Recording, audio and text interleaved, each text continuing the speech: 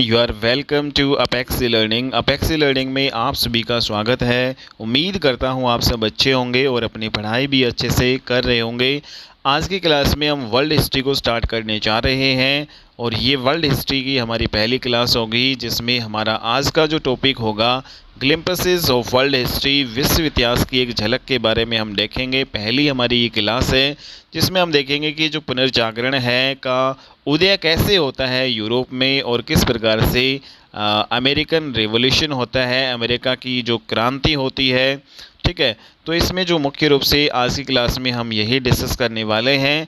तो स्टार्ट करते हैं अपनी क्लास को, लेकिन उससे पहले अगर आप इस चैनल को सब्सक्राइब आपने नहीं किया है तो चैनल को सब्सक्राइब कर लीजिएगा, वीडियो को लाइक कीजिएगा और ज़्यादा से ज़्यादा आप शेयर कीजिएगा।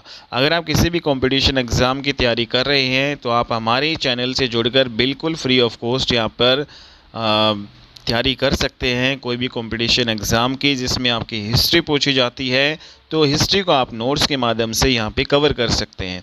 इसके अलावा हमारी जो ये थ्योरी की क्लासेस है, एमसीक्यू बैच भी हमारा जल्द ही आएगा। जैसे ही आपकी थ्योरी क्लासेस कंप्लीट होती हैं उसके बाद में हम एमसीक्यू बैच चलाएंगे और उसमें क्वेश्चन आंसर के थ्रू प्रैक्टिस करेंगे। ओके, तो अब हम स्टार्ट करते हैं अपनी क्लास को। और यहाँ पे जो सेंटर ऑफ अट्रैक्शन जो होता है, आकर्षण का जो केंद्र होता है वो आपका होता है यूरोप। तो जैसा कि आप जानते हैं कि यूरोप में पुनर्जागरण का उदय होता है, तो सेंटर ऑफ अट्रैक्शन जो यूरोप होता है, पुनर्जागरण है, इसका शाब्दिक अर्थ क्या है? पुनर्जागरण का शाब्दिक अर्थ होता है पुनर्जीवन या फिर कहें तो स्टेज ऑफ रीबर्थ। ठीक है, तो पुनर्जागरण है, इसका टाइम पीरियड कब से लेकर कब तक रहता है, कब हुआ था पुनर्जागरण? तो 14वीं शताब्दी से लेकर 16वीं शताब्दी तक का काल माना जाता है, जिसमें मुख्य रूप से 1350 ईस्वी से लेकर 1500 ईस्वी तक माना जाता है पुनर्जागरण का काल। ठीक है, तो यहाँ पे क्या होता है कि जो 14वीं शताब्दी से लेकर 16वीं शताब्दी के दौरान आपके जो धार्मिक और सांस्कृतिक सुधार यहाँ पे होते हैं इस टाइम पीरियड के दौरान। कहाँ पे? यूरोप में। पूरे यूरोप में जो धार्मिक सुधार इसमें होते हैं और सांस्कृतिक जो सुधार होते हैं 14वीं से लेकर 16वीं शताब्दी तक आपकी। ठीक है, और इस काल में प्राचीन यूरोप की जो कुरीतियाँ हैं उसकी आलोचना होती है और संपूर्ण यूरोप का पुनर्जागरण होता है। तो इसमें क्या होता है कि भाई जो पुरानी यूरोप में जो पुरानी जो कुरीतियाँ थी, ठीक है, पुरानी कुरीतियाँ, प्राचीन यूरोप में जो कुरीतियाँ फैली हुई थी, तो उनकी आलोचना करना और संपूर्ण यूरोप का दोबारा से पुनर्जागरण करना, रीबर्थ करना। तो यहाँ पे सबसे मुख्य रूप से अगर हम देखें तो इसमें नवीन खोज हुई यूरोप में। ठीक है, पुनर्जागरण जो आपका जो टाइम पीरियड है 14वीं शताब्दी से लेकर 16वीं शताब्दी के दौरान कुछ नवीन खोज हुई यूरोप में। और साहित्य जो है हमारा, साहित्य, शिक्षा, विज्ञान एंड प्रौद्योगिकी, साइंस एंड टेक्नोलॉजी एंड कला और विकास, जो आपका जो कला जो आपका है ये, इसका विकास होता है। ठीक है, तो साइंस एंड टेक्नोलॉजी, कला में विकास होता है और साहित्य शिक्षा में भी विकास होता है। कुछ नवीन खोजें होती हैं इस टाइम पीरियड के दौरान। क्या प्रभाव होता है पुनर्जागरण का? तो सबसे पहले अगर हम यहाँ पे लिटरेचर के बारे में देखें, साहित्य का जो है क्या प्रभाव यहाँ पे रहा, तो यहाँ पर जैसे कि आप जानते हैं कि ग्रीक और लैटिन जो है भाषा, यही जो है दो भाषा बोली जाती थी यूरोप में अभी तक। ठीक है, जब आपका पुनर्जागरण का उदय नहीं हुआ था तो यूरोप में केवल और केवल दो भाषाएं बोली जाती थी। ग्रीक जो है भाषा जिसको यूनानी भाषा बोलते हैं, और जो लैटिन जो है भाषा, ये दो भाषा बोली जाती थी। ग्रीक जो यूनानी है वो ग्रीस में बोली जाती थी और जो लैटिन जो भाषा है वो साउथ अमेरिका में बोली जाती थी। तो मुख्य रूप से पहले जो है ये दो भाषा बोली जाती थी या इन दो भाषाओं का इस्तेमाल हो रहा था, लेकिन जैसे ही पुनर्जागरण हुआ उसके बाद में कुछ और भाषाओं का विकास हुआ, जैसे कि आपकी भाषाएं हैं हिब्रू, रोमन जो है लैंग्वेज, अरबिक लैंग्वेज, इन सभी लैंग्वेज जो है का विकास हुआ पुनर्जागरण के बाद में। कला के क्षेत्र में क्या इम्पोर्टेंट बदलाव आया? तो इस पुनर्जागरण में हमें चित्रकला का विकास अत्यधिक देखने को मिला। ठीक है, तो जो चित्रकला है आपकी पेंटिंग है उसमें बहुत ज़्यादा हमें विकास देखने को मिलता है पुनर्जागरण होने के बाद। तो यहाँ पे जो 15वीं शताब्दी में इटली के एक प्रसिद्ध चित्रकार होते थे जिसको क्या कहा जाता था? जियाटो। तो जियाटो नाम से जानते थे और यही जियाटो वो व्यक्ति है जो चित्रकला के जनक कहलाते हैं। तो चित्रकला के जनक किसे कहा जाता है? जियाटो को कहा जाता है और ये आपके इटली के प्रसिद्ध चित्रकार हुआ करते थे। ठीक है, इटली के प्रसिद्ध जो पेंटर हुआ करते थे जियाटो, जिन्होंने चित्रकला का जनक किया 15वीं जो है सेंचुरी में, ये आपके फेमस हुआ करते थे। नेक्स्ट इम्पोर्टेंट यहाँ पे दूसरे जो चित्रकार हुए जो बहुत ज़्यादा इम्पोर्टेंट और महान, जो आपके Leonardo da Vinci. Leonardo da Vinci ये आपके काफ़ी महान जो चित्रकार थे, ये ऑलराउंडर थे। ठीक है, ऑलराउंडर थे, ये सभी जो विषय में पारंगत थे। जैसे ये साइंटिस्ट थे, ये म्यूजिशियन भी थे, काफ़ी अच्छा म्यूजिक बजा लेते थे। पेंटर बहुत ही अच्छे जो महान चित्रकारों में से एक आपके थे। मैथमेटिशियन भी थे, ये इंजीनियर भी थे। ठीक है, तो इतनी सारी जो विषयों में इनको महारत थी, तो ये जो आपका ऑलराउंडर कह सकते हैं हम इसको, लियोनार्डो दा विंची महान चित्रकार जो आपके ये रहते हैं। और इनके जो मोस्ट फेमस पेंटिंग, इनके जो सबसे ज़्यादा जो है पेंटिंग जो फेमस हुई थी उसका नाम है द लास्ट सपर। लास्ट सपर इनकी पेंटिंग सबसे ज़्यादा फेमस हुई थी और काफ़ी ज़्यादा काफ़ी एग्ज़ाम्स में भी ये क्वेश्चन आता है कि भाई जो लास्ट सफ़र है वो किसकी जो आपकी एक कृति है, तो ये आपके लियोनार्डो दा विंची की है और ये जो है सबसे फेमस इनकी पेंटिंग है। ठीक है, लास्ट सफ़र क्या है? एक पेंटिंग है लियोनार्डो दा विंची की। विश्व की सबसे प्रसिद्ध पेंटिंग में से इनकी एक और होती है मोनालिसा। तो दो जो ये पेंटिंग होती है, एक तो द लास्ट सपर और मोनालिसा, ये लियोनार्डो दा विंची की पेंटिंग्स थी। काफ़ी ज़्यादा विश्व की सबसे जो पॉपुलर और सबसे प्रसिद्ध जो पेंटिंग में से ये एक थी। नेक्स्ट जो चित्रकार आपके एंजेलो हुए। ठीक है, एंजेलो जो कि इन्होंने क्या इम्पोर्टेंट काम किया, इन्होंने जो रोमन चर्च होता है उसकी छत पर बाइबल का चित्रण किया था। ठीक है, तो ये काफ़ी ज़्यादा इम्पोर्टेंट आपके चित्रकार रहे हैं एंजेलो भी, जिन्होंने रोमन जो चर्च होता है उसकी छत पर बाइबल का चित्रण किया था। नेक्स्ट जो चित्रकार आपके वे हैं राफेल। राफेल जो है, राफेल इन्होंने इम्पोर्टेंट काम क्या किया, जो आपके जो जीसस क्राइस्ट होते हैं उनकी माता का जो है चित्र बनाया था, जिसको मेडोना जो है कहते हैं। तो मेडोना का जो चित्र है वो राफेल ने बनाया था और ये भी एक काफ़ी जो इम्पोर्टेंट और काफ़ी प्रसिद्ध चित्रकार आपके ये हुए हैं। ठीक है, तो ये कुछ इम्पोर्टेंट जो है चित्रकार हुए हैं और कला के क्षेत्र में काफ़ी ज़्यादा जो है विकास हमें जो है पुनर्जागरण में देखने को मिलता है, जो पुनर्जागरण आपका होता है। नेक्स्ट जो इम्पोर्टेंट यहाँ पे हम देखें, जो आर्किटेक्चर है, स्थापत्य कला में भी जो है काफ़ी ज़्यादा विकास होता है पुनर्जागरण काल में। और इसमें जो आपके सबसे इम्पोर्टेंट माइकल एंजेलो आपके होते हैं, जो ग्रेट आर्किटेक्ट होते हैं 16वीं शताब्दी के। तो 16वीं सेंचुरी के जो सबसे जो ग्रेट आर्किटेक्चर जो होते हैं, ग्रेट जो स्थापत्य जो है कार होते हैं, उनका नाम क्या है? माइकलो एंजेलो। ठीक है, तो इन्होंने सबसे इम्पोर्टेंट काम क्या किया, इन्होंने जो सेंट पीटर्सबर्ग चर्च होता है या गिरजाघर कह सकते हैं, उसका निर्माण कराया था। तो सेंट पीटर्सबर्ग चर्च का निर्माण किसने कराया था? माइकल एंजेलो ने ही किया था। एक इम्पोर्टेंट आर्किटेक्चर ये थे।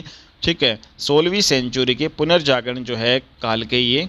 नेक्स्ट जो यहाँ पे इम्पोर्टेंट बात करें कि जो साइंस के क्षेत्र में यहाँ पे देखें, तो साइंस के क्षेत्र में पोलैंड का महान साइंटिस्ट या एस्ट्रोनॉमर हुआ करता था, जिसका नाम था कोपरनिकस। आप सभी जानते हैं साइंस के क्षेत्र में कोपरनिकस कहाँ का था? पोलैंड का साइंटिस्ट एस्ट्रोनॉमर होता था। इन्होंने कहा कि भाई जो पृथ्वी है वो पृथ्वी और जो उपग्रह है वो सूर्य के चारों ओर जो है घूमते हैं। ठीक है, तो इन्होंने ये बताया था सबसे पहले कि पृथ्वी और जो उपग्रह है वो किसके चारों ओर घूमते हैं? सूर्य के। कि भाई इन्होंने कहा था कि सबसे पहले बताया था कि सूर्य सेंटर में है और जितने भी आपके उपग्रह हैं और जो हमारी अर्थ है वो सूर्य के चारों ओर चक्कर लगा रहे हैं। तो ये सबसे पहले जो है कोपरनिकस ने, पोलैंड के महान साइंटिस्ट एस्ट्रोनॉमर थे, उन्होंने जो है सबसे पहले कहा था। नेक्स्ट यहाँ पे अगर हम बात करें sir Isaac Newton, Galileo, Kepler, ये भी जो है पुनर्जागरण में आपके जो इम्पोर्टेंट साइंटिस्ट हुए हैं। ठीक है, तो ये इम्पोर्टेंट साइंटिस्ट हुए हैं जो पुनर्जागरण काल में। कौन कौन से? कोपरनिकस, सर आइजैक, जो न्यूटन, गैलीलियो और केपलर। ठीक है, तो पुनर्जागरण में ही इन सारी चीज़ें का विकास हुआ था। नेक्स्ट यहाँ पे इम्पोर्टेंट बात करें कि जो यूरोप में जो धार्मिक सुधार आंदोलन हुआ था उसके बारे में हम देखते हैं कि किस प्रकार धार्मिक सुधार आंदोलन हुआ था, कैसे पहले जो है मतलब जो गलत चीज़ें चल रही थी फिर उनका जो है सही तरीके से जो बाद में हुआ। तो religious reforms movement in Europe में, पूरे यूरोप में आपका क्या हुआ, धार्मिक सुधार आंदोलन। ठीक है, तो यहाँ पे जब धार्मिक सुधार आंदोलन हुआ तो इसके फलस्वरूप सबसे पहले दो प्रतिक्रियाएं सामने आई। ठीक है भाई, जो धर्म था उसमें जो सुधार हुआ और उसको सुधार के लिए जो आंदोलन हुए तो उसके फलस्वरूप हमें दो प्रतिक्रियाएं सामने देखने को मिली। सबसे पहली कि भाई रोमन जो कैथोलिक जो रिलीजन है, ठीक है, रोमन कैथोलिक जो धर्म है उसमें सुधार किए जाए। दूसरा जो रोमन कैथोलिक जो चर्च है उसका सिस्टम है उसको बेहतर किया जाए। ये दो चीज़ें सामने निकल कर आती है। सबसे पहले रोमन कैथोलिक जो रिलीजन है उसमें सुधार किए जाए, दूसरा रोमन कैथोलिक चर्च है उसका सिस्टम है उसको बेहतर किया जाए। इसी धर्म सुधार को काउंटर रिफॉर्मेशन या फिर प्रति धर्म सुधार कहा गया था। ठीक है, और नेक्स्ट जो इम्पोर्टेंट पॉइंट यहाँ पे देखें, सेकंड, जो भी चर्च सिस्टम है उसका पूरी तरीके से विरोध किया जाए। जो चर्च सिस्टम है उसका पूरी तरीके से विरोध किया जाए, क्योंकि यहाँ पे जो और इसको जो है विरोध को क्या कहा गया था, प्रोटेस्टेंट आंदोलन कहा गया था। चर्च जो सिस्टम है बिल्कुल मतलब यहाँ पे सही तरीके से जो नहीं था। ठीक है, चर्च का जो सिस्टम, तो उसको उसका विरोध करने के लिए जो आंदोलन हुआ उसको क्या कहा जाता है, प्रोटेस्टेंट मूवमेंट कहा जाता है, प्रोटेस्टेंट आंदोलन कहा जाता है। और इसकी सबसे पहली घटना 1517 ईस्वी में सामने आई। ठीक है, जो ये आपका आंदोलन होता है तो सबसे पहले 1517 ईस्वी में जो पहली घटना सामने आती है। 1517 में क्या होता है, 1517 में होता है कि भाई जो जर्मनी पादरी होता है, जर्मनी जो प्रिस्ट होता है, मार्टिन लूथर होते थे एक, जिसने जर्मनी के विटनबर्ग चर्च पर 95 थेसिस टांग दिए थे और उसमें सारी की सारी शर्तें जो है अपनी कंडीशंस लगा दी थी। ठीक है, तो यहाँ पे इम्पोर्टेंट जो बात होती है कि 1517 में आपके जर्मनी एक प्रिस्ट या पादरी मार्टिन लूथर होते हैं, वो क्या करते हैं, जर्मनी के जो एक चर्च होता है जिसका नाम होता है विटनबर्ग चर्च, तो इस विटनबर्ग चर्च के 95 पर इस चर्च में जो है 95 थेसिस टांग दिए इसने और सारी अपनी शर्तें इसमें रख दी। और ये काम जो ईसाई धर्म के पोप के खिलाफ हुआ था। ठीक है, तो उन्होंने क्यों किया ऐसा कि भाई ये 95 थेसिस टांग दिए, क्योंकि जो ईसाई धर्म जो है वो सही तरीके से मतलब नहीं चल रहा था। और ठीक है, तो ये काम ईसाई धर्म के पोप के खिलाफ हुआ था। और इसमें जो मार्टिन लूथर की सबसे बड़ी मांग ये थी कि अगर कोई भी धर्म प्रचारक या गुरु है तो उसे विलासिता भरा जीवन नहीं बल्कि कठोरमय जीवन जीना होगा और उसे सारे के सारे संसारिक जो वस्तुओं से परे जाकर एक सादा जीवन जीना होगा। और ये पोप के खिलाफ था। ठीक है, जो ये सब कुछ था वो पोप होते हैं चर्च में सबसे बड़े, तो पोप के खिलाफ था और ऐसा करना ईसाई धर्म के खिलाफ आवाज़ उठाना था और इसके लिए कठोर दंड का प्रावधान भी होता था।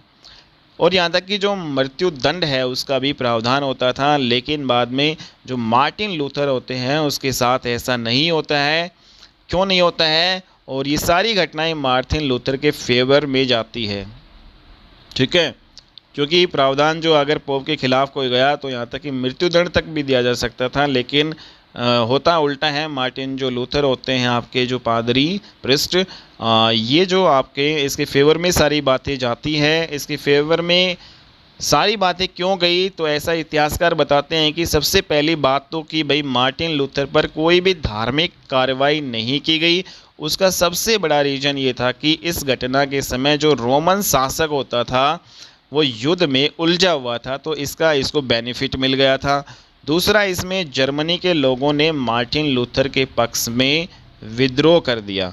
मतलब जो जर्मनी के जो लोगों ने मार्टिन लूथर का जो है साथ दिया। ठीक है, और साथ देकर जो इसी पोप के खिलाफ क्या किया, विद्रोह शुरू कर दिया।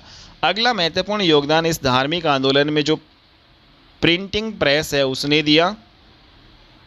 ठीक है, जो ये धार्मिक आंदोलन आपका जो शुरू हुआ था इसमें जो महत्वपूर्ण योगदान प्रिंटिंग प्रेस ने भी दिया कि भाई जितने भी गलत काम हो रहे हैं धर्म गुरुओं द्वारा उनके खिलाफ प्रिंटिंग प्रेस द्वारा जो है छापा जाने लगा, ठीक है, जो गलत काम को छापा जाने लगा और सारे के सारे लोगों में ये अवेयरनेस भर दी कि आपको धर्मांध होने की कोई ज़रूरत नहीं है, अब आपको सारे की सारी चीज़ें धर्म से नहीं मानवता से भी जोड़कर देखना होगा। तो इस प्रकार प्रिंटिंग प्रेस ने भी महत्वपूर्ण भूमिका निभाई। तो इस धार्मिक आंदोलन का अगर हम देखें कि परिणाम क्या रहा, फिर बाद में जो धार्मिक आंदोलन तो छिड़ गया था, लेकिन इसका रिजल्ट फाइनली क्या रहता है, इसका सबसे इम्पोर्टेंट रिजल्ट ये रहता है कि जो फ्रांस और स्पेन है उसको छोड़कर जो ये आंदोलन हुआ था, प्रोटेस्टेंट आंदोलन जिसको बोला गया था, ठीक है, तो पूरे यूरोप में ये जो काफ़ी ज़्यादा लोकप्रिय हुआ, फ्रांस और स्पेन को छोड़कर पूरे यूरोप में ये लोकप्रिय हुआ, ठीक है। दूसरा, इसमें जो आपका इंग्लैंड, स्कॉटलैंड, नॉर्वे, स्वीडन और उत्तरी जर्मनी के जो पोप है के खिलाफ उठ खड़े वे लोग, ठीक है। और यहाँ पे अगर हम बात करें कि जो फ्रांस और स्पेन में ऐसा नहीं हुआ था क्योंकि ये रोमन साम्राज्य के प्रभाव में था, ठीक है। तो यहाँ पे फ्रांस और स्पेन को छोड़कर पूरे यूरोप में आपका ये आंदोलन हुआ था। फ्रांस और स्पेन में क्यों नहीं हुआ था, क्योंकि ये रोमन साम्राज्य के प्रभाव में था, इसलिए यहाँ पे जो आंदोलन नहीं हुआ लोकप्रिय ज़्यादा। और महत्वपूर्ण योगदान ब्रिटेन के महाराज, जो आपके महाराज हेनरी अष्टम ने भी जो है इस आंदोलन में दिया। तो ब्रिटेन के महाराज जो है उसने भी जो इसमें महत्वपूर्ण योगदान दिया और इस धार्मिक सुधार आंदोलन से पूरे यूरोप में राष्ट्रवाद, जो नेशनलिज्म की भावना यहाँ पे जागृत हो जाती है, ठीक है। तो इस प्रकार पुनर्जागरण का जो एकीकरण होता है, यहाँ पे राष्ट्रवाद की भावना जो है वो पनप जाती है इस धार्मिक सुधार आंदोलन से पूरे यूरोप में, ठीक है। तो ये आपको ध्यान में रखना है। नेक्स्ट यहाँ पे अगर हम बात करें कि जो 1545 में क्या होता है कि इटली के ट्रेंट नामक स्थान पर ट्रेंट परिषद एक का आयोजन करवाई जाती है, ठीक है। तो इटली के ट्रेंट नामक स्थान पर ट्रेंट परिषद की स्थापना की गई और इसमें अनेक विद्वानों ने जो है भाग लिया। इस जो ट्रेंट परिषद करवाने का जो उद्देश्य इटली में क्या था, 1845 में यूं ही इसका उद्देश्य था कि इस परिषद का एम चर्च में सुधार करना था, ठीक है। जो चर्च है उसमें क्या करना था, सुधार करना था, इसका मुख्य उद्देश्य। और इसमें जो इम्पोर्टेंट जो मिनट्स क्या थे, तो इसमें इम्पोर्टेंट जो चीज़ें हुई, चर्च के किसी भी पद को बेचा नहीं जाएगा, ठीक है, ये डिसीजन लिया गया। दूसरा, इसमें सभी जो बिशप है में सीनियर जो पादरी होते हैं वो अपने कर्तव्यों का निष्ठापूर्ण निर्वहन करेंगे। तीसरा इसमें था पादरियों को प्रशिक्षित किया जाएगा। चौथा इसमें हुआ कि भाई लोगों को भाषण के माध्यम से संबोधित किया जाएगा। और पांचवा इसमें पादरियों को कठोर और सादा जीवन जीना होगा। तो ये डिसीजंस लिए गए ट्रेंट परिषद में, जो 1545 में इटली में के ट्रेंट नामक स्थान पे आयोजित की गई थी। और इसी से हुआ फिर ईसाई एकता का अंत, ठीक है। और व्यक्ति के महत्व का विकास हुआ, शासकों की शक्ति का यहाँ पे विकास हुआ, वाणिज्य व्यापार में भी विकास हुआ, राष्ट्रीय भाषा और साहित्य का विकास आपका यहाँ पे देखने को मिलते हैं, ठीक है। नेक्स्ट जो यहाँ पे इम्पोर्टेंट पॉइंट यहाँ पे डिस्कस करें कि अनलाइटमेंट जो प्रबोधन है उसकी विचारधारा क्या होती है। तो अनलाइटमेंट क्या होता है, तो ये हम देखते हैं। अब अनलाइटमेंट प्रबोधन की जो विचारधारा, तो इसमें जागृति जो अवेयरनेस हुई, मीन्स जो development of science and technology in 17th century. तो जो 17वीं शताब्दी है उसमें आपकी साइंस एंड टेक्नोलॉजी का विकास हो गया था। तो 1860 में प्रबोधन की विचारधारा कहाँ से शुरू हुई थी, ब्रिटेन से शुरू हुई और फिर पूरे यूरोप में जाके फैल गई। तो इम्पोर्टेंट जो यहाँ पे पॉइंट है कि भाई 17वीं शताब्दी में आपका ये विकास हुआ था प्रबोधन की विचारधारा, और 1860 में जाके ये विचारधारा ब्रिटेन से शुरू होकर पूरे यूरोप में जो है जाके फैल जाती है। तो 17वीं शताब्दी में क्या होता है कि भाई जो प्रबोधन के जो जनक माने जाते हैं वो माने जाते हैं न्यूटन और गैलीलियो को। फादर ऑफ एनलाइटमेंट किसे माना जाता है, न्यूटन और गैलीलियो को माना जाता है, ठीक है। तो यहाँ पे हमने देखा कि 17वीं शताब्दी में फादर ऑफ एनलाइटमेंट जो न्यूटन और गैलीलियो को माना जाता है। प्रमुख विशेषताएं इस एनलाइटमेंट की क्या रही, इस एनलाइटमेंट जो आपका जो प्रबोधन है उसकी प्रमुख विशेषताएं ये रही कि भाई एक तो तर्क शक्ति धार्मिक विचारधाराओं से बेहतर है। जो आपकी रीजनिंग जो पावर है वो जो धार्मिक विचारधाराएँ होती हैं उनसे ज़्यादा बेहतर है। दूसरा, इसमें जो ये विशेषता है कि भाई जो प्रकृति का संचालन दैवीय योजनाओं से नहीं बल्कि निरंतरता के सिद्धांत से होता है। तीसरा, इसमें तर्क से चलने वाला मनुष्य ही भावी विश्व का निर्माता है। और चौथा इसमें हुआ कि मनुष्य के जीवन में मोक्ष और मुक्ति के स्थान पर आनंद और वैभव जो है ज़्यादा ज़रूरी है। तो ये आपका साइंस एंड टेक्नोलॉजी की जो है विशेषताएं हैं, एनलाइटमेंट या प्रबोधन की जो विशेषताएं हैं। और 17वीं शताब्दी में आपका ये होता है, न्यूटन एंड गैलीलियो इनको फादर माना जाता है इसका, ठीक है। और ये जो विचारधारा जो है एनलाइटमेंट की कहाँ से शुरू हुई थी? ब्रिटेन से 1860 ईस्वी में, ठीक है, ये आपको ध्यान में रखना है। नेक्स्ट यहाँ पे देखें कि जो एनलाइटमेंट से पहले की जो विचारधारा में आपके जो एस्ट्रोनॉमी होते थे, खगोल शास्त्र में टोलमी का जो है सिद्धांत, तो टोलमी एक जो आपके एस्ट्रोनॉमी थे, उन्होंने एक सिद्धांत दिया कि भाई जो पृथ्वी जो है सेंटर में है और सभी ग्रह और उपग्रह उसके चारों ओर चक्कर लगाते हैं। टोलमी ने कहा कि पृथ्वी सेंटर में है और सूर्य जो है और सभी जो ग्रह है उसके चारों ओर चक्कर लगाते हैं, सभी ग्रह और उपग्रह, ठीक है, सभी ग्रह और उपग्रह। ये टोलमी ने सिद्धांत दिया था। तो टोलमी के इस सिद्धांत को गलत फिर बाद में किसने साबित किया? कोपरनिकस ने किया, ठीक है। तो कोपरनिकस ने किया। तो अनलाइटमेंट होने के बाद में जो प्रबोधन हुआ, अनलाइटमेंट हुआ, ठीक है, 17वीं शताब्दी में जाके, तो फिर इसी टोलमी के सिद्धांत को बदल दिया कोपरनिकस ने कहा कि नहीं, जो आपका सेंटर में सूर्य है और जो हमारी अर्थ है और जितने भी जो ग्रह हैं वो जो हमारे सूर्य के चारों ओर चक्कर लगाते हैं, ठीक है। तो इस बात को गलत ठहरा दिया कोपरनिकस ने, ठीक है। और उसके बाद में इसने कहा कि भाई सेंटर सन है और उसके चारों ओर जो है ग्रह और उपग्रह चक्कर लगाते हैं। यहाँ पे अगर हम देखें कि जो इटालियन साइंटिस्ट, जो इटली के वैज्ञानिक बोनो, तो बोनो ने कहा कि ब्रह्मांड की कोई सीमा नहीं है।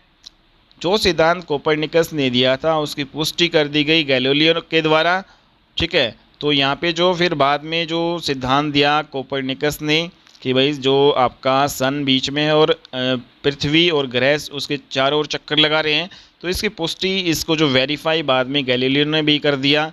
और गैलीलियो ने एक इम्पोर्टेंट काम क्या किया था? इसने दूरबीन का जो है, टेलीस्कोप का जो है विकास किया था, टेलीस्कोप की खोज की थी, टेलीस्कोप बनाया था इन्होंने, ठीक है। और इसी एनलाइटमेंट के बाद में जो है फिर शुरू होता है study of body science and study of disease, शरीर विज्ञान, शरीर रोग, ठीक है। इनकी शुरुआत फिर बाद में हो जाती है। जैसे ही साइंस एंड टेक्नोलॉजी एनलाइटमेंट प्रबोधन का जो है आपका जो शुरुआत होती है, उसके बाद से ही शरीर विज्ञान के बारे में भी जो है स्टडी शुरू हो जाती है। शरीर के जो रोग है उनकी भी स्टडी जो है धीरे धीरे स्टार्ट हो जाती है। इसमें सबसे बड़ी जो क्रांति ला देने वाला जो कार्य किसने किया था? आइजैक न्यूटन ने किया था। आइजैक न्यूटन ने इन्होंने किया था। इन्होंने जो है एक बुक लिखी जिसका नाम क्या था? इस बुक का नाम था प्रिंसिपिया मैथमेटिक्स। इसमें इसने बताया कि जो लॉ ऑफ ग्रेविटेशन है वो आपका होता है, और जो ग्रेविटेशनल जो फोर्स है उसी की वजह से इस पूरे विश्व में जितने भी वस्तुएं हैं उनको स्थिर रखा जाता है, ठीक है। में जो ग्रेविटेशन जो फोर्स है उसी के द्वारा ही पूरे विश्व की जो चीज़ें हैं वो स्थिर हैं, एक दूसरे से जो है बंधी हुई हैं। दो बॉडीज़ के बीच में जो फोर्स आपका ये ग्रेविटेशनल आपका लगता है, ठीक है, तो ये आपका हो जाएगा। और जो कोई भी जो वस्तु है वो अपनी जगह पे स्थिर किस वजह से है? क्योंकि वहाँ पे ग्रेविटेशनल फोर्स आपका लग रहा है। तो ऐसा आइजैक न्यूटन ने जो है ये कहा, अपनी बुक लिखी इसने प्रिंसिपिया मैथमेटिक्स। इसमें नेक्स्ट अगर यहाँ पे बात करें, ये हमारा आपका पुनर्जागरण का उदय जो था वो हमने डिस्कस कर लिया है। अब कुछ रिवॉल्यूशंस हुए उनको हम डिस्कस करेंगे। तो सबसे पहला हम पढ़ेंगे अमेरिकन रिवॉल्यूशन, अमेरिका की जो क्रांति है उसको हम डिस्कस कर लेते हैं। तो यहाँ पे जो अमेरिका की क्रांति में क्या होता है कि भाई जो अमेरिका है वो देखो कितना पावरफुल देश था, लेकिन ये जो अमेरिका भी किसी टाइम पे ब्रिटेन का गुलाम रहा हुआ है, ठीक है। तो अमेरिका है वो भी ब्रिटेन का गुलाम था। और इसका जो एम है, अमेरिका की क्रांति क्यों हुई, क्या उद्देश्य था अमेरिका की क्रांति होने का? तो इसका उद्देश्य था कि भाई अमेरिका स्वतंत्र होना चाहता था, स्वतंत्रता प्राप्ति था। दूसरा जो है protest against the economic policy of the Britain, और जो ब्रिटेन के जो कठोर आर्थिक नीति जो थोप रखी थी अमेरिका के ऊपर, उसका विरोध करना भी था। ठीक है, तो ये दो मुख्य रूप से रीजन थे जिसके कारण जो अमेरिका की क्रांति हुई, अमेरिकन रिवॉल्यूशन हुआ। तो 1624 ईस्वी में जो ब्रिटिश किंग होते हैं जेम्स प्रथम, इसने एक नियम बनाया कि भाई जो वर्जीनिया से तंबाकू का जो निर्यात करने वाले सारे के सारे जहाज़ है वो ब्रिटेन के होंगे, ये रूल बना दिया। ठीक है, अमेरिका के नहीं होंगे, कि सारे के सारे जो जहाज़ हैं वर्जीनिया से तंबाकू का निर्यात करने वाले सारे जहाज़ ब्रिटेन के होंगे। 1624 में इसने रूल बनाया। दूसरा, इसमें जितने भी ब्रिटिश जहाज होंगे उन पर 75% जो कर्मचारी भी जो ब्रिटेन के होंगे। तो यहाँ पे अमेरिका से एक्सपोर्ट या निर्यात की जाने वाली जो सारी वस्तुएं हैं पहले ब्रिटेन में भेजी जाएंगी और फिर जो ब्रिटेन से जो है उनका निर्यात किया जाएगा। तो ऐसे रूल एंड रेगुलेशंस बना दिए थे और ये जो है पसंद नहीं आया अमेरिका को, और उनमें से एक रीज़न ये भी था कि भाई अमेरिका को क्रांति करनी पड़ी या अमेरिका की क्रांति हुई। ठीक है, नेक्स्ट जो यहाँ पे पढ़ते हैं दूसरा जो रीजन कि भाई 1673 में एक और कानून बनाएगा, और इस 1673 के जो कानून में अमेरिका में एक बस्ती से दूसरी बस्ती में भेजे जाने वाले सामान को विदेशी व्यापार माना जाएगा। ठीक है भाई, अमेरिका में जैसे दो बस्तियाँ हैं, एक बस्ती से दूसरी बस्ती में अगर सामान गया तो उसको विदेशी व्यापार माना जाएगा इस नियम के तहत। तीसरा, इसमें जो 1723 में अमेरिका पर जो तांबा गलाने और फर की टोपियाँ बनाने पर भी जो है प्रतिबंध कर दिया। तो यहाँ पे बहुत सारे इंपॉर्टेंट रीज़न थे कि भाई आपकी अमेरिका की क्रांति हुई। नेक्स्ट जो इम्पोर्टेंट यहाँ पे बात करेगी, जो ब्रिटेन ने अमेरिका के ऊपर फ्रेंच ईस्ट इंडिया कंपनी से व्यापार पर प्रतिबंध लगा दिया और पेपर करेंसी छापने पर भी रोक लगा दिया। तो एक इम्पोर्टेंट रीजन ये भी था अमेरिका की क्रांति होने का कि भाई ब्रिटेन है उसने अमेरिका पर फ्रेंच ईस्ट इंडिया कंपनी से व्यापार करने पर प्रतिबंध लगा दिया, पेपर करेंसी छापने पर भी रोक लगा दी। नेक्स्ट यहाँ पे इसने जो एक और इम्पोर्टेंट काम किया कि भाई जब ये सारे के सारे जो है रेस्ट्रिक्शंस प्रतिबंध लगा दिए ब्रिटेन ने अमेरिका पे, तो इधर फ्रेंच ईस्ट इंडिया कंपनी और अमेरिका के बीच में व्यापार पर प्रतिबंध लग गया। तो फिर संघर्ष शुरू होता है ब्रिटेन और फ्रांस के बीच में। ठीक है, क्योंकि जो अब फ्रांस है उसको घाटा हो रहा था। ठीक है, ट्रेडिंग जो है अमेरिका से नहीं हो पा रही, तो फ्रांस और ब्रिटेन के बीच में फिर एक संघर्ष शुरू हो जाता है और इस संघर्ष जो है 7 वर्ष की लड़ाई जो है आपकी चलती है, जिसमें पूरी तरीके से ब्रिटेन जो है हावी रहते हैं 7 साल के दौरान। तो यहाँ पे स्वतंत्रता प्राप्ति के लिए अमेरिका ने संघर्ष शुरू किया ब्रिटेन से। ठीक है, तो स्वतंत्रता प्राप्ति करने के लिए अमेरिका ने संघर्ष जो है शुरू कर दिया ब्रिटेन से। तो 1774 में क्या होता है, सबसे पहली लड़ाई होती है अमेरिका की ब्रिटेन से। तो 1774 में अमेरिका के फिलाडेल्फिया नामक जो स्थान है वहाँ पे एक कांग्रेस का आयोजन किया गया और ब्रिटेन के हाउस ऑफ लॉर्ड में एक पत्र भेजा गया और सारे के सारे कानूनों को रद्द करने की मांग की और साथ ही अमेरिका के लोगों ने ब्रिटिश वस्तुओं का बहिष्कार कर दिया। तो यहाँ पे जो पहला जो है विरोध प्रदर्शन किया गया अमेरिका के द्वारा 1774 में फिलाडेल्फिया नामक जो स्थान है वहाँ पे कांग्रेस का गठन हुआ और हाउस ऑफ लॉर्ड में पत्र भेजा और सारी जो वस्तुओं का बहिष्कार किया, सारे जो कानून बना रखे थे उनका बहिष्कार कर दिया अमेरिका ने। तो 19 अप्रैल 1775 को क्या होता है भाई, ये इंपॉर्टेंट डेट है, इसको आपको ध्यान में रखना है। 19 अप्रैल 1775 को अमेरिका और ब्रिटिशर्स जो ब्रिटेन है उसके बीच में लैक्सिंगटन में सबसे पहला युद्ध लड़ा गया। अमेरिका और जो ब्रिटेन है अंग्रेज़ों के बीच में सबसे पहला युद्ध है वो कब लड़ा जाता है, 19 अप्रैल 1775 को लैक्सिंगटन में लड़ा जाता है भाई।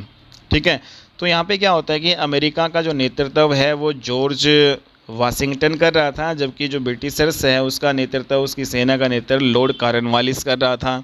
तो फाइनली क्या होता है कि 4 जुलाई 1776 को अमेरिका के जो 13 उपनिवेशों ने खुद को स्वतंत्र घोषित कर दिया कि भाई हम स्वतंत्र हैं, हम कोई रूल रेगुलेशन नहीं मानेंगे ब्रिटेन के। ठीक है, हम अपनी मर्जी से चलेंगे। तो 13 उपनिवेश जो थे अमेरिका के उन्होंने विरोध किया और खुद को स्वतंत्र घोषित कर दिया 4 जुलाई 1776 को। फिर अगले ही साल 1777 में सरटोगा के मैदान में ब्रिटिश सेना जो है हार जाती है। ठीक है। 1777 में सर्टोगा के मैदान में ब्रिटिश सेना वहाँ पे हारती है और 1781 में कॉर्नवालिस जो हैं आपके अंग्रेज़ों की तरफ से यॉर्क टाउन में इन्होंने आत्मसमर्पण कर दिया।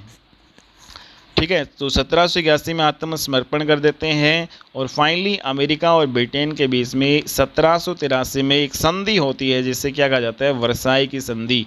Very very important point, Versailles की संधि कब होती है, 1783 में होती है। किसके बीच में होती है, अमेरिका और ब्रिटेन के बीच में, और इसके बाद में जो है ये युद्ध समाप्त कर दिया गया आपका। ठीक है, तो यहाँ पे वर्साई की संधि के बाद में ये आपका युद्ध समाप्त किया गया और इसी अमेरिकी क्रांति में अमेरिका का जो साथ है वो किसने दिया, तो दो इम्पोर्टेंट देश हैं, फ्रांस और स्पेन ने दिया अमेरिका का साथ। ठीक है, जो अमेरिकन रिवॉल्यूशन हुआ था उसमें फ्रांस और स्पेन ने साथ दिया था। और जो वर्साई की जो संधि हुई थी जो आपकी ब्रिटेन और अमेरिका के बीच में, तो इसमें क्या इंपॉर्टेंट डिसीजंस लिए गए, इसमें जो अमेरिका की स्वतंत्रता को स्वीकार कर लिया गया, अमेरिका को स्वतंत्र कर दिया गया। और दूसरी तरफ जो फ्रांस और स्पेन ने जो साथ दिया था अमेरिका के, तो फ्रांस को क्या दिया गया भाई, तो ब्रिटेन ने फ्रांस को वेस्ट इंडीज़ दिया, टोबैगो और सेनेगल, अफ्रीका और कुछ हिस्से जो है भारत के दिए। ठीक है, और जबकि जो स्पेन को क्या दिया, स्पेन को फ्लोरिडा और माइनारिका टापू दिए। तो फ्लोरिडा और माइनारिका टापू जो है स्पेन को दिया और फ्रांस को क्या दिया, West Indies, Tobago, Senegal, Africa, कुछ हिस्से भारत के, और अमेरिका को स्वतंत्र कर दिया गया इस संधि के तहत। ठीक है, तो ये हमारी अमेरिका की जो है क्रांति थी। अगली क्लास में हम पढ़ेंगे फ्रेंच रिवॉल्यूशन, फ्रांस की क्रांति। ओके, तो आज की क्लास में हम इतना ही करते हैं। और आज की क्लास आपको कैसी लगी, और हमारी वर्ल्ड हिस्ट्री की पहली क्लास ये है। और अगर आपको ये क्लास अच्छी लगी तो इसको लाइक कीजिएगा, शेयर कीजिएगा ज़्यादा से ज़्यादा, और चैनल को सब्सक्राइब करना मत भूलिएगा दोस्तों। ठीक है, चैनल को सब्सक्राइब कर लेना ताकि आपको जो है कंटेंट है बिल्कुल अच्छा मिल सके, आप यहाँ पे अच्छी तरीके से प्रिपरेशन अपनी कर सके किसी भी एग्ज़ाम की। ठीक है, तो आज की क्लास में हम इतना ही करते हैं, नेक्स्ट क्लास में मिलते हैं और अच्छी वीडियो के साथ। तब तक के लिए बाय एंड टेक केयर।